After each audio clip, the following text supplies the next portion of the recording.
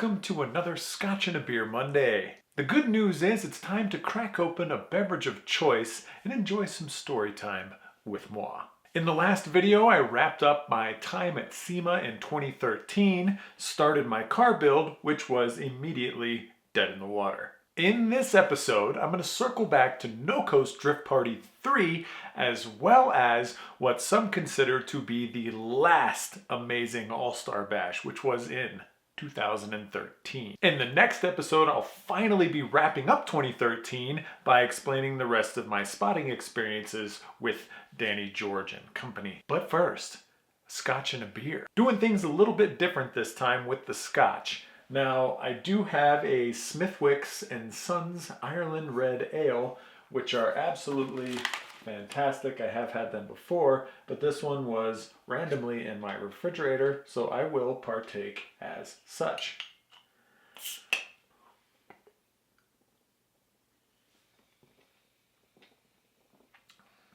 Hearty, robust, and full of flavor, just like I like. That is a damn fine ale. Now, for the Scotch, I'm going to do something a little bit different. For Christmas, my wife got me these briar and oak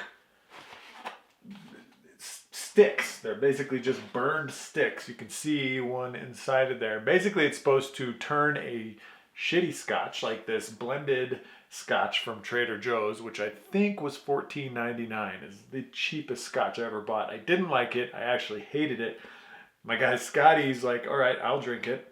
So this has been over the past 2 years, he's drank this much of it. So I decided to plop one of these sticks down in there and see if it could enhance the flavor like this little box says it could. So we're going to be giving that a try today.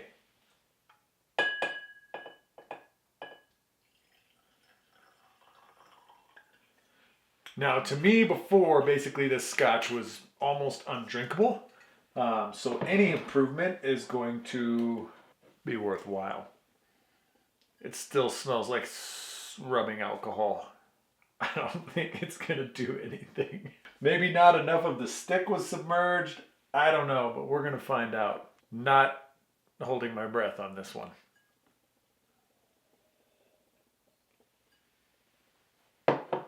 Surprisingly, it did help.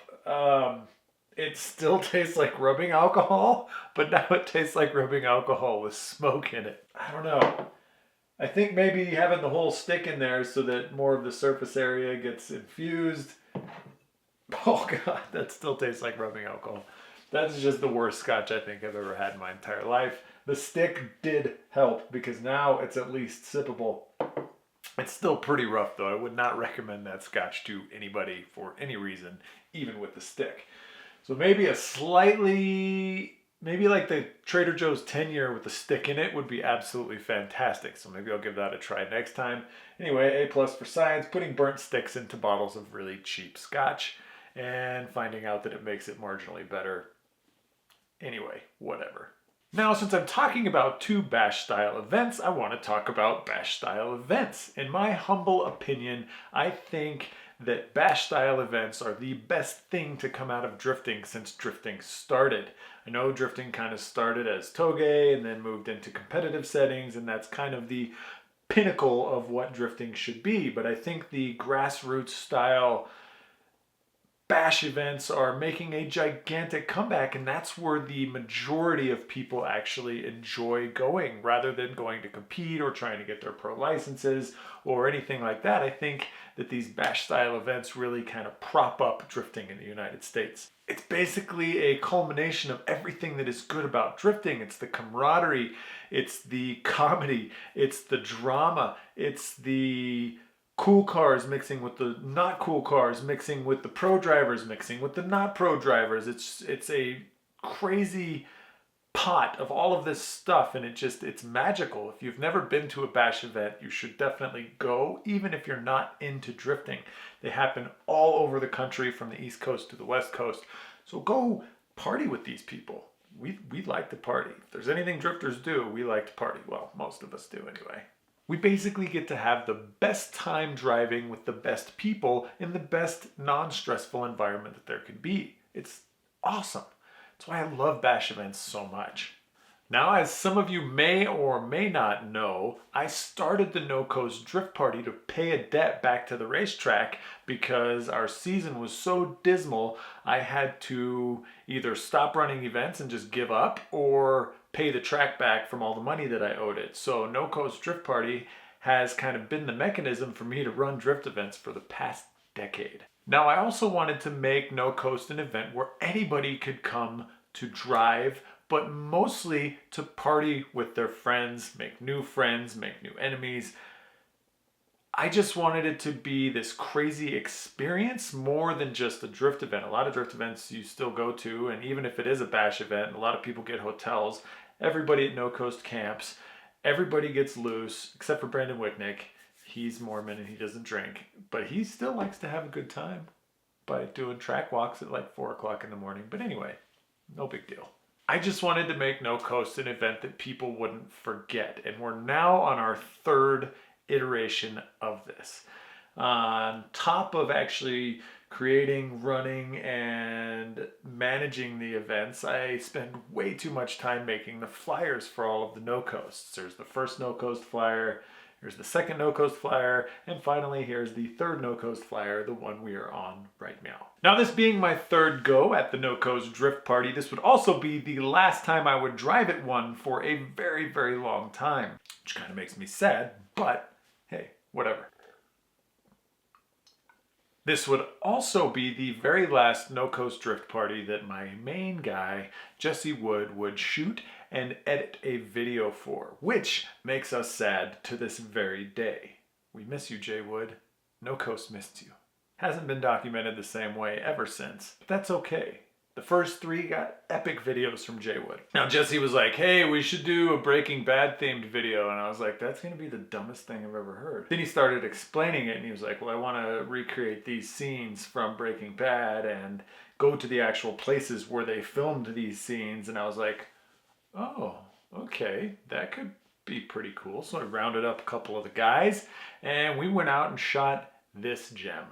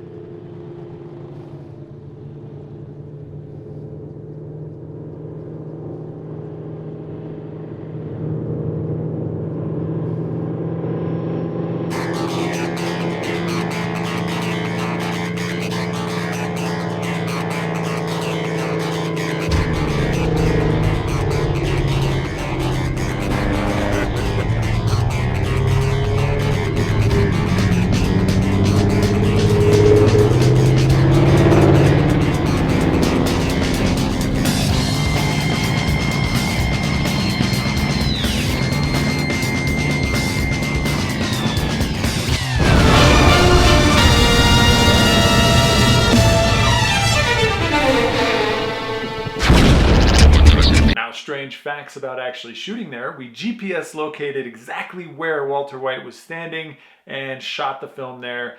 Jesse made me get into my underwear, which was completely unnecessary since he only filmed over my shoulder. What a dick. Good move though, bud. Good move. We were shot at by Indians, and I found a dog on the side of the freeway that I named Heisenberg and brought to a local shelter so that he could get adopted. I also blew my motor by sucking a bunch of dust in, so it was good all around, I guess. If you want to see the video in its entirety, which you definitely should, I'll put the link in the description below, so go peep that. Now, No Coast 3 was bigger than No Coast 2, but just barely. I think we had 32 drivers at No Coast 2, and we had 39 drivers at No Coast Drift Party 3. We also had Tyler Wolfson out as a guest judge, and we had more spectators. We had 200 more spectators than we did at No Coast 2, so that bumped us up to 450 people watching us slide around a racetrack. Sick. David Karey with amdrift.com was kind enough to come out and document the event, give us a nice write-up, which I'll also link below. And William Nourse and Jonathan Velasquez were there to document it in their own special way, creating a kind of off-track interview video that was one of the funniest things that I'd seen in a very, very long time. They made that no coast more memorable, I think, than any other no coast that I ever went to. So again, putting another link down below. A lot of stuff for you guys to watch, a lot of homework here. That's okay. What else have you got to do? And I'm just going to let a little bit of this footage roll as well because it's that funny. Okay, Jonathan Velasquez here reporting for Amdrift TV. Beautiful Albuquerque, New Mexico. Here at the No Coast Drift Soiree. Daniel Brockett. Dan, why don't you come in here and give us a little bit of wrap of what's about this event? What are we doing here? Hi. Excuse me, are you driving this car? Oh, okay, sorry, we don't want to talk to you then. The hood of this beast. LS1. LS1, what the fuck for? Why? Power? You like to get chicks with this thing? What? My dick's small. Oh. Got this guy in this crazy hat. I'm gonna interview him, see why he's wearing such a big ass sombrero. I'm actually a girl. You're actually a girl? No Coast Drift Party 2013. Look at these hooligans. The same metal bands from the first two no coasts joined us and slayed it once again.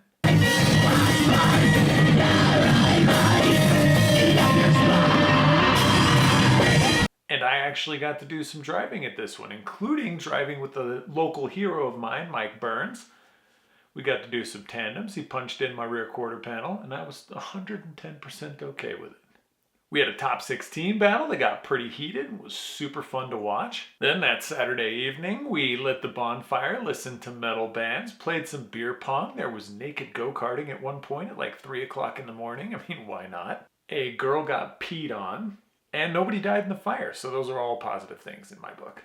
Then I got way too drunk, couldn't figure out how to open my tent, and ended up passing out underneath my truck because I thought that was the only shelter that I could find. Needless to say, the driver's meeting that next Sunday morning was probably not the best driver's meeting that I've ever run. Pretty sure I said, just don't kill yourselves, whatever, and then I left and went and passed back out. Anyway, the guys that were running the start line, my volunteers, I don't think it was my start line boys yet because I don't think they existed at this point because Bubba was still driving, Gerarard was still driving, and I don't think Jeff had even been to an event yet. So this is pre-start line boys, but I let the guys that were volunteering take over to run the rest of the track, and they did thusly, and nobody died, so that's even better in my book. It's insane to think how far No Coast Drift Party has come. From the 12 guys we had at the first event to the over 140 that we had at this last one. I can't wait to see what's going to happen at No Coast Drift Party 10. Who knows? Shitty Scotch to that. Oh, that's rough. Now on to the meat and potatoes of this video. While No Coast was in its infancy, I had packed up and headed out to another event that was far from being in its infancy, and that would be Just Drift's All-Star Bash. And this was their 13th one. And 2012 was nuts, so I was excited for what 2013 would have to offer, and it did not disappoint in any way, shape, or form. Now, like I said earlier, some would consider the 2013 All-Star Bash to be the last of the crazy party-style events that I had kind of copied for No Coast Drift Party. And I think that they're right, because I went back in 2014 and it just wasn't the same. And I'll get into the reasons as to why that happened right now.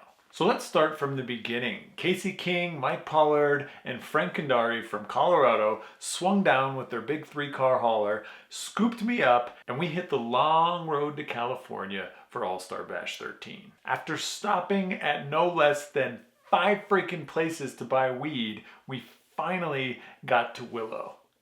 Dudes smoke a lot, like a lot. Since we got there so late, we set up our pit about halfway in between Horse Thief Mile and Streets, which we were right about here on this picture. And this is very important for later on in this story, because that's where all the drama went down. Now we were pit next to some of my favorite people. We had the CO bros right here, then we had Danny George, then we had Brandon Wicknick kind of on the outside of everything.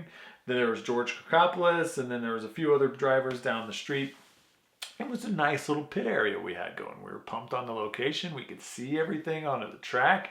We could see up to Horse Thief Mile. It was nice. It was a great place to be. Now I had done a few laps and the car was feeling decently good at this point. I came back in to change to a new set of tires, and Yukio, my main man from Turbo by Garrett, had just come up and be like, yo man, let me get a ride along. And I was like, yeah, sick. New sponsor. I'm going to show off for this guy. This is going to be great. So we kind of do a slow lap so I can show him the track.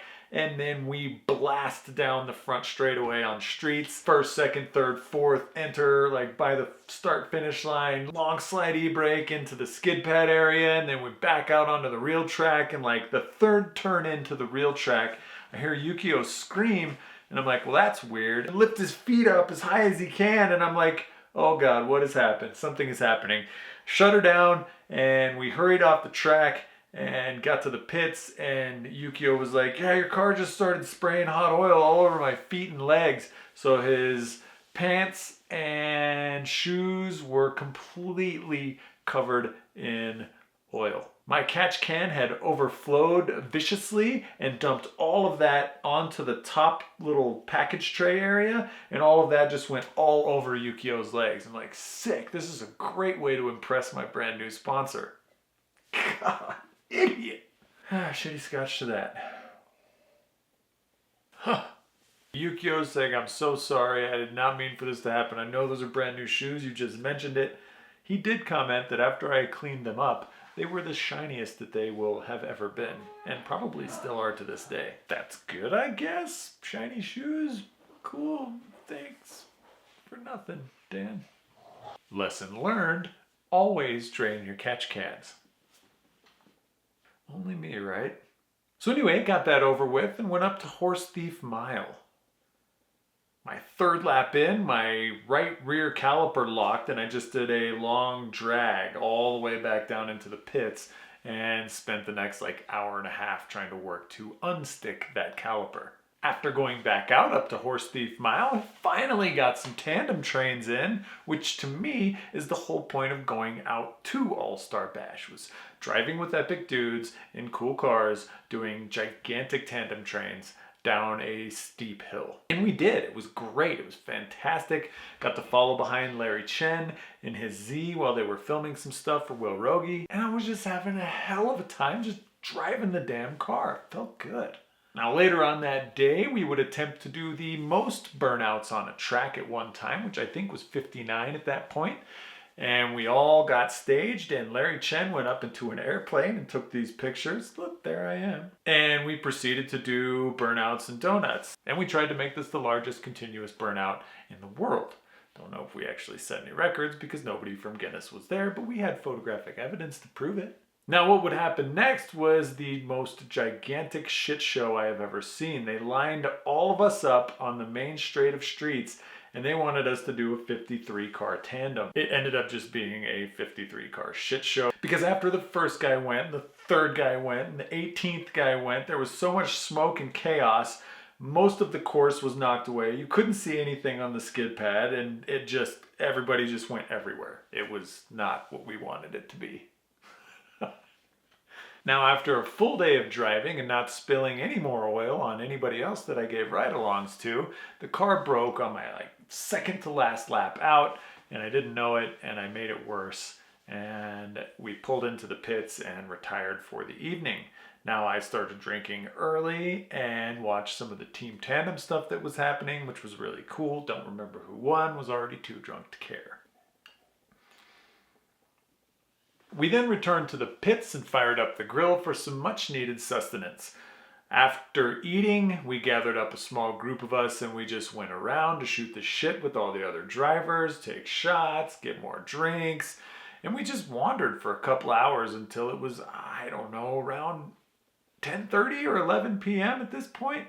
And we had run out of alcohol, and some of the other people in the main pit areas were kind of going to bed, and we headed back up to our pits to refill our pockets full of beers. Whilst getting said beers, we were snacking on some stuff that we had cooked but didn't eat earlier because we had already gotten the munchies at that point, and we heard some yelling over by Brandon Wicknick's trailer, which, like I said, we're here. Brandon Wicknick was here.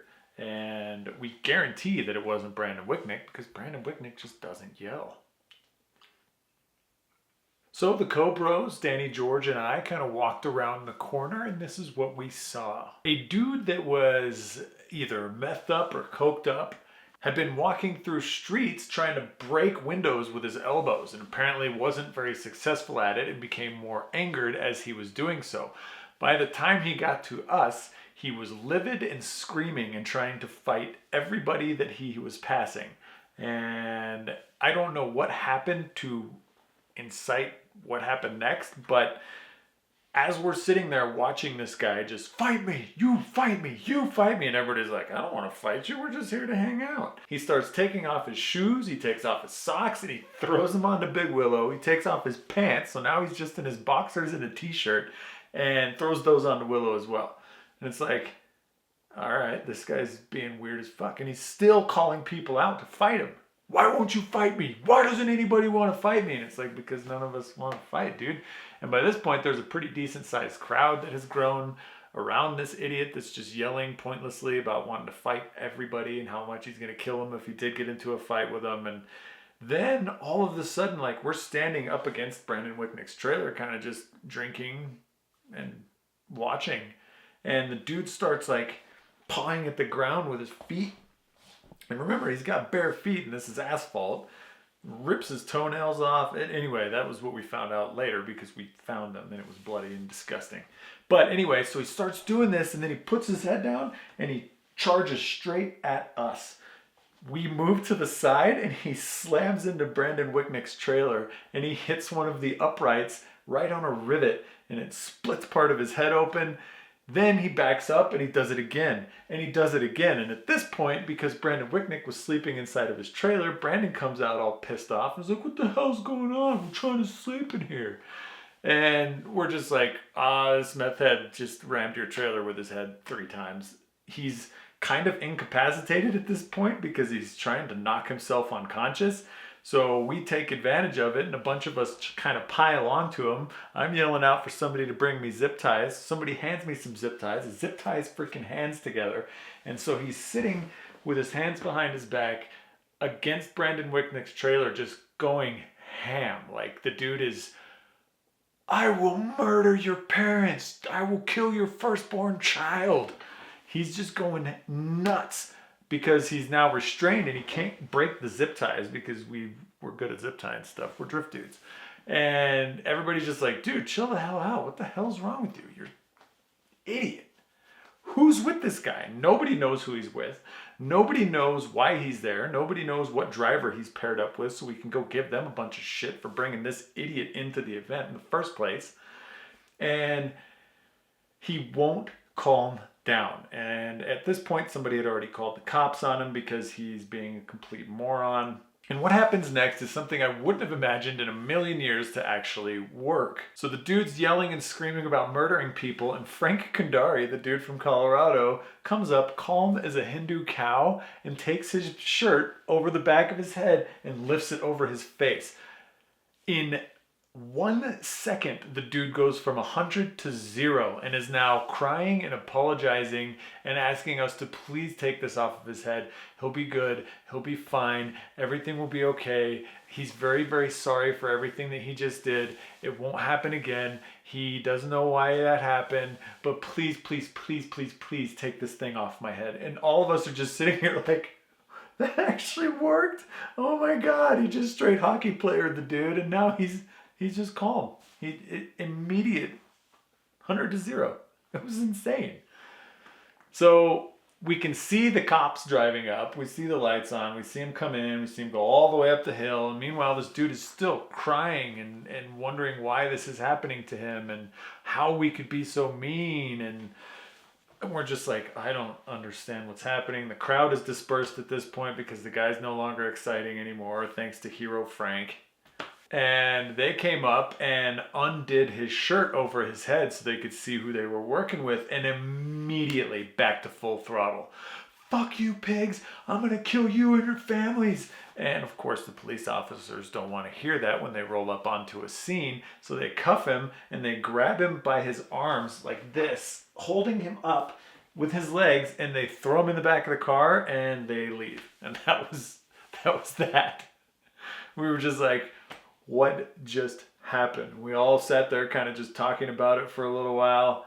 And no less than 30 minutes after that had just happened, the mob of people that had left watching this dude had now conglomerated down in the streets pits and were walking around demanding burnouts from people. Luckily, my car was broken because I would have probably done a burnout. But anyway, we all joined in and ended up walking further up the hill towards Horse Thief Mile to where we ended up at Matt Field's pit. Now, Matt Field likes to party, like me. And the now huge crowd of people was demanding that he do a burnout. So Matt obliged, beer in hand, and did one of the nastiest burnouts that I've seen in a very, very long time. Now, the owner of the track, or the manager of the track, or whoever is in charge of the track, came up at this point and came walking up right as Matt was shutting down his burnout and was like, "Get the fuck out of here. You're out of this event forever. You will never drive at this track again." And we're all just like, oh my God, what is happening this evening?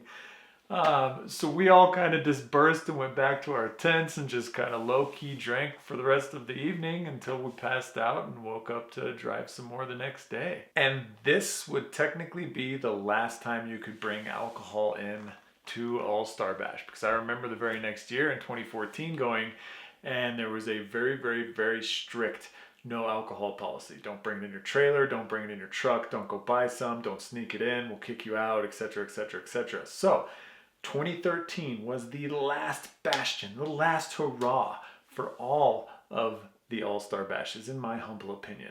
And I was happy to be a part of both of the incidents that got that changed, because now you don't get to do stuff like that anymore. I don't even think they allow camping anymore. It's crazy. And that is where I'm going to end this video. Check back next Monday for the rest of my 2013 year, where I was a spotter for Danny George, plus getting back into building my Formula Drift car. Once again, this is Officer Dan with a Scotch and a beer, and I'll catch you guys all on the flip side. Peace.